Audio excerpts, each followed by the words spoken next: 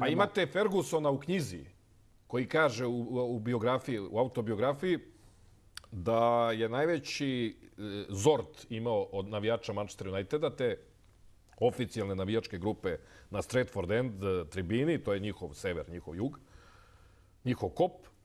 Taj vođa navijača, neki David Jones, tako nešto, ga je stalno zvao i da ga pita, jesi ti s ovim glazerima ili nisi, jesi s nama i ovo. Znači, on se usudi, on okrene telefon Fergusona. Pusti ti što mi gledamo Fergusona, kakav je on autoritet, Kad ga nazove?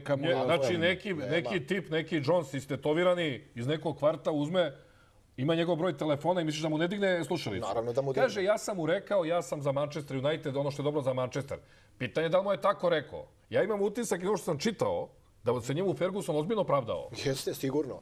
Kao i predsjednik Lazija. Ali je činjenica da je taj Glazer kupio United, uprkos demonstracija tih. I oni su napravili neki svoj Manchester.